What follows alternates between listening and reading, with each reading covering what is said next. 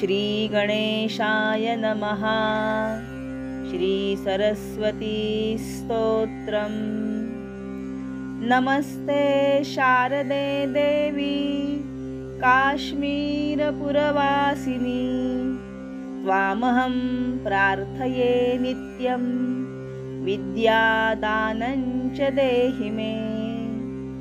या कुन्देन्दुतुषारहारधवला, या शुभ्रवस्त्रावृता, या वीणावरदण्डमण्डितकरा, या श्वेतपद्मासना, या ब्रह्माच्युतशङ्करप्रभृतिभिः देवैः सदा वन्दिता, सा मां पातु सरस्वती भगवती निःशेषजाड्यापहा।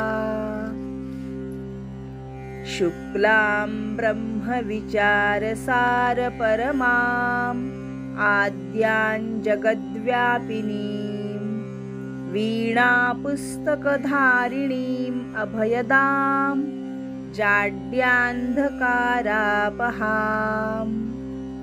हस्ते स्फाटिकमालिकां विदधतीं, पद्मासने संस्थितां, वन्दे तां परमेश्वरीं भगवतीं बुद्धिप्रदां शारदाम्।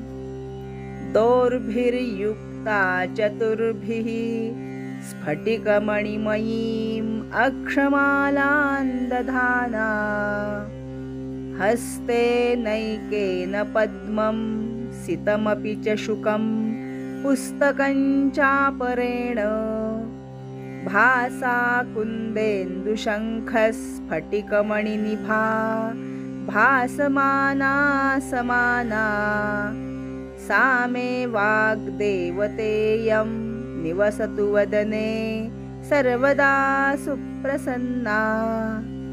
शरदिन्दुसमाकारे परब्रह्मस्वरूपिणी, वासरापीठनिलये सरस्वती नमोऽस्तुते। वासरापीठनिलये सरस्वती नमोऽस्तुते। श्री शारदांबा माता की जय।